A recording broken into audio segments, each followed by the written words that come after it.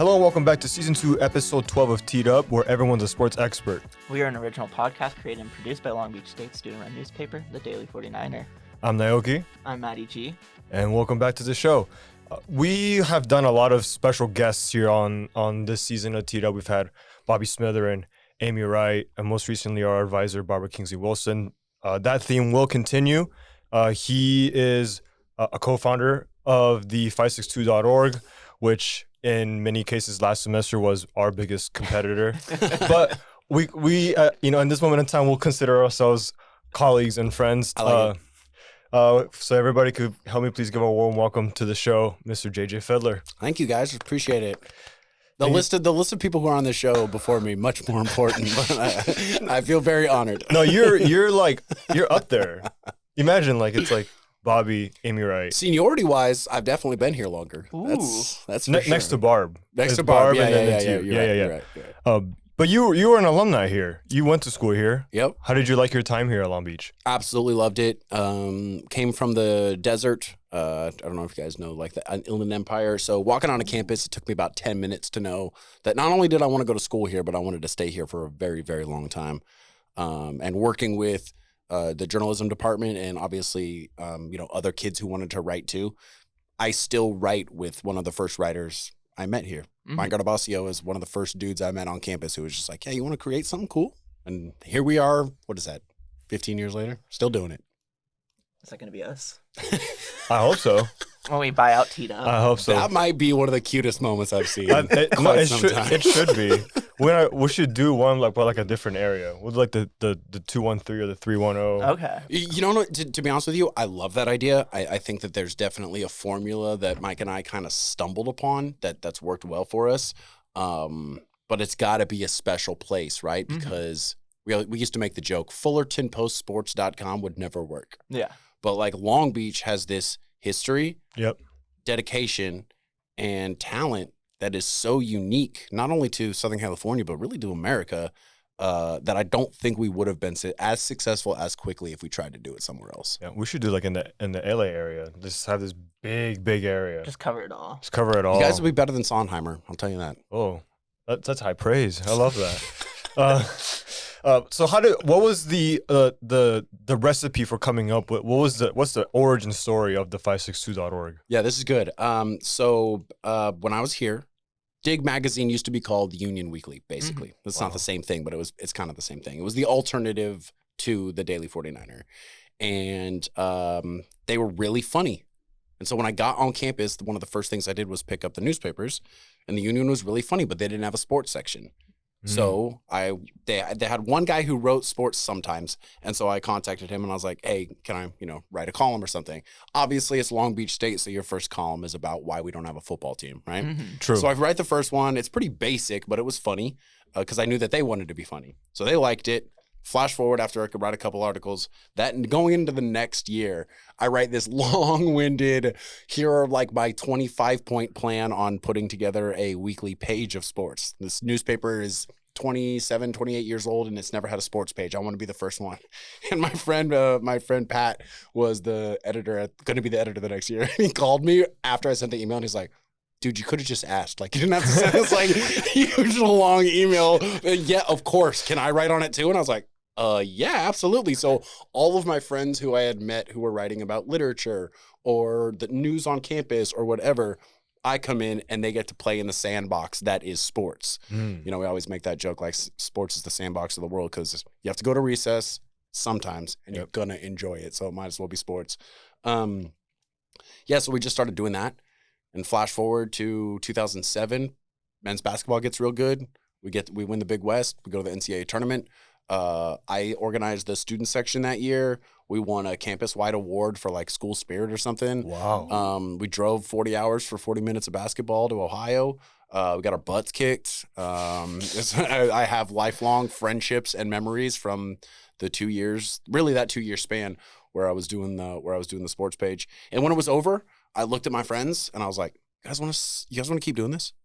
You just want to roll it over? Mm-hmm. And one of my friends, Mike, was working a job he didn't like, and I was working a job I didn't like right after graduation. And we got a couple people together who could move and shake. One of them being Robert Garcia, who is now who's now living in Washington, D.C., working a pretty good job. Wow. And he and his friend Sean Naoki, RIP, they were doing the Long Beach Post. And we just looked at him and we were like, hey, can you give us like a couple $100 and we're just going to show you what we can do? And we did. And then that got us bought by somebody else, and boom, boom, boom, boom. And then we ended up working for basically every single publication in the city before we started the 562.org, which is a nonprofit. So we went from soldiers to mercenaries because now those people buy our content. I feel like the commitment with you guys especially is like unrivaled. When Naoki is pitching it, I always talk about it, but like you're almost like a mythical being in the Long Beach sports world. Oh, so true. Like, I see like 6 stories a day coming out from the 562 just with your name on it. I'm always like, how is he covering these? Where's he at? And like we hear people saying they'll see you at one game, the next game, and just like hopping around. Yeah, it's when I was growing up, I was reading guys who like don't write anymore, right? Because now they're radio personalities or podcast personalities or whatever. But there was something to shoe leather journalism is what it was called, right? Because in order to do something, you have to be there. So you got to get out. You got to be out. And it was something that we knew we had to do when we first started. And then it kind of just became our thing. So it was like, we got to keep doing this. We got to be everywhere. Because honestly, it's a reflection of the city, right? Like if the city was just good at one thing, that's the place we'd be. That's never been the case with Long Beach. You've got the high school in Wilson that has the most aquatic Olympians in the history of the Olympics. And then right down the street, you've got Long Beach Poly, who has more NFL alumni than any other school in the nation. So it's like very different, but all the same. You know what I mean? You got to be at both places. I'm convinced that you just send out minions and then just like just put my name on the byline. I'm actually a robot. Yeah. JJ's at home sleeping. This is Shadow Clone Jutsu. Yeah. We mentioned at the top that me and Maddie had this motto last semester when we were covering sports, and it was kind of across the sports desk at the 49er, which was going in every game, even during the game, we're like, gotta beat the 562. I love that. Me and Maddie, we would. It was a grind. It was a grind. Like whenever him and I would cover a game together, I'm like, all right, hurry up, go to the press conference. I'll drive you home, and then I'll drive back home. And we'll be on the phone the entire time. Like, all right, photos are in. All right, I'm putting in quotes right now. Damn, that's bang, awesome. bang, bang. No, yeah, like I remember we had Sonny one time editing photos in his like pickup truck at UCI. Yes. I was writing like the story on my phone because I had no internet, and it was the only way to get service. And we got that in, got it up as fast as possible. I was like so happy with That's it. awesome. I love that grindy attitude, dude. It's also part of the reason why I love this school. Like the best team we have here are called the Dirtbags. Yeah. Like, I am about it. Let's get gritty. I love that. Do you feel like competition, like we were talking about the spirit, like, you know, it's like we saw it as like, okay, no, we got to beat like this greater entity that, you know, a lot of people might eventually end up writing for you guys or might look to write for you guys. I remember we've talked about like, I'll help you guys with some stuff. And heck yeah. Do you feel like competition in the sports journalism world, is that like you feel like that's a healthy thing, or do you feel like sometimes it can get a little bit weird in certain senses? Yeah, I think competition in anything is healthy, even with yourself, right? I think a lot of people struggle with, I should be doing more. Well, the fact that you think you should be doing more is probably a good thing. You know what I mean? So there was a lot of times when we were coming up where we were competing with the Press Telegram or any other entity. But when they weren't good, that didn't mean we could fall off. That didn't mean we could be not as good as we wanted to be. Right? So competition will take you to a point, but then after you pass that point, it's up to you. It's you and yourself, and you are your own biggest critic. You are your own biggest motivator. You know what I mean? It's all inside, and you get to decide kind of yourself as a group. Now, obviously, Mike and I doing the 562, it makes it easier for us to make those decisions because we are also the founders and the editors and the bosses or whatever. But you do have to make a decision as a group. You're like, are we just trying to be better than that? Or are we trying to be the best? Full stop. Back when like you had the Union Weekly, so like for us now it's 22 West. That's a like rival on campus. Everyone says we have this friendly rivalry or even competitive rivalry. Was that with the Daily 49er for you guys? It was very, very. It was like a sibling rivalry. Okay. Yeah. Nobody makes fun of my younger brother but me. Right. Yep. Nobody else outside of our campus was allowed to talk about our campus. Yep. Yeah. But we gave the Daily 49er a solid amount of guff, for sure. One of the things was, and it wasn't their fault, but like it's just the nature of the beast, they would cover a game on Friday, and the coverage of the game would come out on Tuesday because that was their first available print. You know what I'm saying? Yeah. So we turned ours into more of a like Sports Illustrated. Like we're not going to cover a game, but we're going to give you like a week recap or a feature on a kid that wraps in the results from last week or something like that. And it was like stuff like that where like, yeah, they can't control that, but we're going to pick on them about it. Much like an older brother would pick on a younger brother for stuff they couldn't control. And then on April 1st every year, we used to do the Daily 69er, which was a parody version of the Daily 49er. It was like the Simpsons Treehouse of Horror for local stuff. So we changed everybody's names a little bit and like made up fake stuff. Can we bring that? Let's bring that back. Let's bring that. That kind of sounds dope. I want that back. You guys want a good story? I think the statute of limitations is passed, so I can tell this story. We put a story in one of the Daily 69er editions that if you showed up to the parking office, they would give you a refund. So we laid out the paper so that it looked looked exactly like. So the only thing that was different was basically the 4-9. So it was just the 6 was different. Right. There was a long line in front of the parking department that morning. No way. They had to put out signs that said, "We're not giving you your money back." Oh man, good times. That will never happen to us here anymore. I feel like those are scoops Barb needs to put in her book she's working on. True. Oh, she's working on a book? She covers a book on all of, like, Long Beach State's history. Oh, that's cool.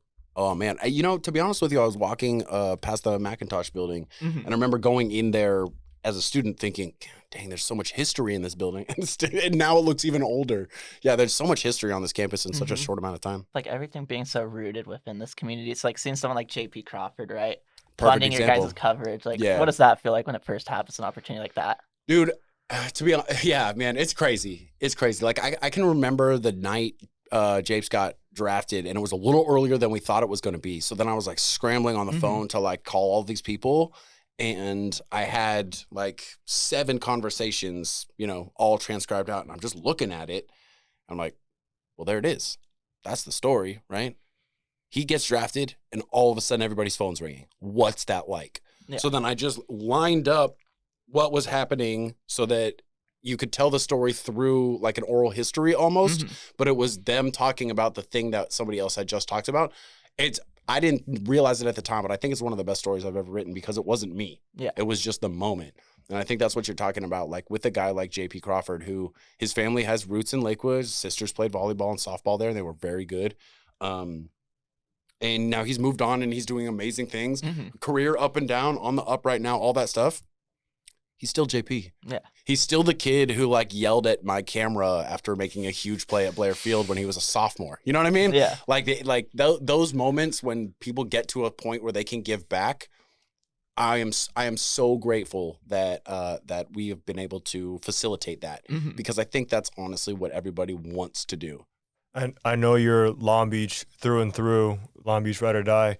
What are some of your favorite professional sports that you watch on a day-to-day basis, if you do? Yeah, actually, working at home, I can't stress enough. It's the greatest thing ever. People were like complaining during COVID of working at home. I'm like, guys, this is sweatpants for days. Let me tell you. Yeah, so like working at home and having sports on. If I don't have sports on during the day and I'm just like working and then I go to the game, I can tell that I'm like a little bit disconnected, right? But if I'm watching sports, I am better at sports, both writing, viewing, sometimes playing averagely, but like living in that life, living in that like that bubble, it can get monotonous. Like the talking head stuff on ESPN isn't always the best, but now, like with all the podcasts and stuff, like Mina Kimes is killing it. Oh yeah, you know what I'm saying? Yeah. Mina Kimes would have never survived 10 years ago.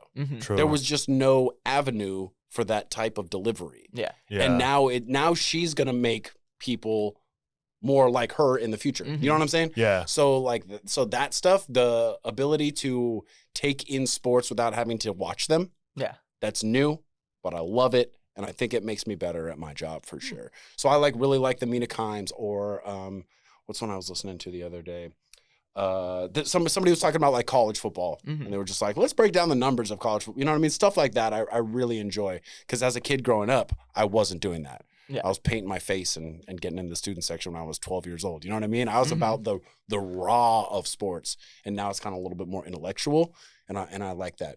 I know there's like something so like, I guess, amazing about seeing an athlete, right, start at the bottom, go all the way up for you. You've had such a laundry list of people you could see. Yeah. So for us, it's like right now it would be Graham Osman, Connor True. Burns, those ones we see drafted. Mm-hmm. Who's like the Mount Rushmore Bro, of players you've seen Yeah, that's a good one. at Long Beach. Hold on, anywhere. Connor Burns is gonna be a dude. Connor Burns. I'm thinking like 4 or 5 years, because they're gonna want to push him through because he's a catcher and your knees run out of gas. But I think that dude's going to the league, bro. I could just see just the way he shook my hand the first time I met him. I was like, all right, this is a guy. Yeah. He was the one I was hyping up all year just because the defensive metrics alone is where you know you'll be. And then the bat developed. Finally figured it out. I think that's a lot of PD. I think that's a lot of PD, dude. And I think PD's going to do a great job this year. Anyways, so Mount Rushmore for just Long Beach State. I guess it could be anywhere, just all Long Beach. Or we could go state. Athletes that you've covered. Yeah. Athletes that I've covered in Long Beach, Mount Rushmore. Okay. Well, I honestly would say JP Crawford. Yeah. Because he came in and started as a freshman shortstop in a Lakewood high school baseball program where that had never happened before. And if you go down the list of dudes who played baseball at Lakewood, it's impressive. So for him to do that 4 years, they won a bunch. He's great. He gets to the league, bounces around, has a huge injury, goes to a new team, wins awards. He's like a finalist for Silver Slugger this year. So JP would be on there. Casper Ware. Casper Ware. Yeah, he came from Gar, so he's like a local dude. He also started as a freshman here at Long Beach State, along with the Fab Four, Eugene Phelps, TJ Robinson, and Larry Anderson. That's the team that took us to the tournament in 12. In 2012. It was their last chance to dance as seniors. They had just missed it, you know what I mean, every year. And not only did Casper turn into one of the most exciting and good point guards I've ever covered, excuse me, he also turned into a man. When he came here and I would interview him, he would like say one or two words just because you could feel he was so uncomfortable, literally in his own skin, not just like trying to talk to somebody. And I remembered being like that as a freshman. And then to watch him grow up and become a man that would like hold court with ABC and CBS and ESPN at Legends after the selection Sunday, like holding the mic and like dominating an interview. And somebody said it to me and I didn't want to take credit for it, but the guy was like, that's practice. That's because you guys have been talking to him for the last 4 years. And so like watch somebody turn into the person they've always wanted to be. Yeah, that's beyond sports, bro. So yeah. Andy also took us to tournaments. That was great. Who's another good one? I guess, does this count? Yeah, this counts. She never went on to play professionally, but Nadia Link came to Long Beach State in 2008 or 2009, maybe. Nadia Link was a nationally ranked soccer player from Northern California who had a baby when she was 17 or 18. So it was her senior year of high school. So obviously the majority of college coaches turned around and they were like, never mind. Yeah. You know, we wanted you to come play here, but now we don't. The only coach who showed up on her doorstep was Mauricio Ingracia from Long Beach State. Wow. And he said, listen, sometimes life gets in the way, and when you're ready, you'll have a place. So this girl works her butt off. At one point, she was sleeping in her car because her parents weren't happy. They then reconciled. Her parents are now incredible, blah, blah, blah, whatever. We wrote a huge story about it. She came back to Long Beach State and basically broke every record. Yeah. Helped the team get to deeper into the NCAA tournament that they ever did. They got to the Elite Eight. Yeah, Nadia Link, man. Once again, kind of like a human story and not just like a sports story. Yeah. One of my favorite pictures I've ever taken was her. She had the name of her daughter tattooed on her bicep on her arm. So the picture is her flexing with her daughter's face like coming through on the top with her name right underneath. And they're just like, both have a huge smile. It's like, yeah, that girl's like one of the best college soccer players in the world. Here we go. And she's in our backyard. That's cool. Yeah. So that's a really good one. I'm trying to think of like an offbeat one that like is different because think about all the dudes who played men's volleyball here who are Yeah. now Olympians. Yeah. That's crazy. Oh, yeah, there you go. TJ DeFalco. Tyler Hildebrand. I was gonna I was gonna bring that up. I wrote the first sports story I ever got published, ever got paid for, was about how Tyler had put that men's volleyball team on his back and carried them to the Final Four. And then he was about to do it again. Mm-hmm. And they never got through. They never got to the championship game those years. But Tyler Hildebrand is the best setter I've ever watched. Wow. His ability to not only organize the offense, but make sure that his team was still defensively sound while also trying to attack. You know, a lot of people look at the setter as like the quarterback. I don't. I look at the setter as like the safety, where they're like, they need to make sure everybody else is in the right spot so that they can perform well. Mm-hmm. And he was so cool during the interview. I'm like, I guess I was 3 years younger than he was, but he just treated me like a peer. And watching those teams, and incredible. And then he goes on to be one of the best beach volleyball coaches in the world. Yep. And then he goes on in Nebraska, where they're doing some incredible things there in Nebraska. And then he could have taken any job in the world, guys. Any job. And he comes back here to try to build something. Mm-hmm. What a guy. I freaking love that so much. I absolutely love that. And it's great time for volleyball in the city, just in general. And so for him to come back and do that is really cool. That's also kind of a personal one. So, Dude. I could go on. What a Mount Rushmore I that could go is. on for days, dude. I could go on for days. I just want to say it's like so inspiring to see someone so rooted in their community and like cover a beat for so long. Because For like sure. what you reference legends, Naples sponsors you. You're talking about like knowing Mauricio back in like the aughts, right? Yeah. It's like to see that and these coaches still be here, and we're just like 2 semesters into this, and like Yeah. these names are like were foreign to us, and you're like so many deep memories. It's really inspiring. We read Awesome, these man. we read these in the archives. Yeah, like Yeah. when you said Nadia Link, I just remember it from when we were looking up Lena Solana records, Yeah, like yeah. seeing that Oh, name. that's awesome. Yeah, that's a great connection. Mhm. Lena Yeah. Solano, also a great kid. Legend. Yeah. That final year was one of the best single season runs ever. Since Nadia Lake, yeah. Yeah, exactly. I mean, and what's really interesting about both of their stories is if you would have tapped in after their freshman year, Mhm. you would have been Yeah. like, well, sorry. Nobody. No, didn't work out for you. Mhm. Yeah. And 3 years later, they're freaking got their name on the wall. Yeah. Dang. Well, before we close out the show, JJ, is there anything that you want to say to the people, the fans of the 49er, fans of Teed Up? Dude, I'm ready to talk about this stuff for like 3 hours more. Yeah, Where are I you know. guys going? No, dude, what you just said, like inspiring that somebody is working. You guys are inspiring to me that that people like us still exist, right? Like, Mhm. like that you guys are like, oh man, I want to cover this really tough story because I want to do it right, or I want to cover this thing and then beat the 5.62 and get it up there before they do.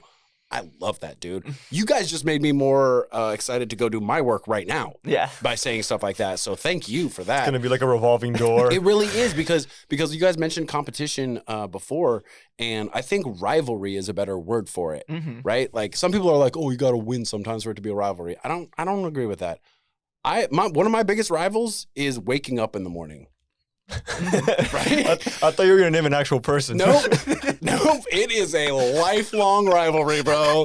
When it comes the half hour before and after the snooze button goes, it's like Georgia football. It's like Georgia Florida football. It's the largest outdoor cocktail party because it is a rage in my brain because all I want to do is have it be nighttime, Mhm. right? I love going to a game. Everybody else is done and they're going home to go to sleep, and I'm like, bro, it's lunchtime right now. I'm about to go home and get to work. This is great. But like that. But what I'm saying is like in all seriousness, the rivalry of being good. Yeah. Right. If you're not getting better, you're getting worse, and especially in sports, no one stays the same. Everything you do makes you better or worse. So that rivalry and that competition within yourself and within like the community that you work on, don't hate, congratulate. You know what I mean? Yep. But like do that to yourself as well. Like congratulate yourselves for working hard and getting things done that even if it's not up to snuff, once again, if you're being that much of a critic on yourself, that's why you're being good. Because if you this is a good one. I'll leave you on this. If you ever go back and look at something that you've done, Mhm. doesn't really matter if it's like a relationship or a piece of work or whatever, piece of art. If you look at it and you're like, perfect, I wouldn't change a thing. That's not good. I'm not saying that the thing you're looking at isn't good. No. I'm saying that as a human being or an artist or whatever, or at work, right? An employee, if you don't think you're getting better every second of the day, right? Like stuff that you guys just said to me, that made me better today, right? I'm better than I walked in that door. So if you're not going that direction, you're going the other way, and that's bad. So when you look at stuff that you've done, like specifically for writing, if you look at something you wrote, I'll read a preview that I wrote last week, right? And I'll look at it and be like, man, what am I doing, right? Not to beat myself up, just to be better. You can always be better, and we need to, as a society, we need to stop being afraid of telling ourselves that we're not good enough. Thank you so much for joining us for Season 2, Episode 12 of Teed Up. Thank you to our video editor and producer, Aidan Swanepoel, and our multimedia producer, Nicklin. If you want to stay up to date on the latest in Long Beach State sports, check out our website, daily49er.com, and follow us on socials at daily49er. And if you want greater coverage of sports in the Long Beach area, please check out the 562.org. JJ, Mike, all the little minion writers that you guys got over there. Soon you guys. Yeah, soon you. I don't know. You're about to buy us out. Let's go, baby. The tradition continues. The greatest crossover since Avengers Endgame. It's a trickle down. Yeah, so please check out the 562.org. They got some amazing content, timely, consistent content. They got some good stuff over there. JJ, thank you for being here. We can't thank you enough. And just like every other week, let's beat the 562 to posting this podcast before tonight's game. I love it. See y'all later.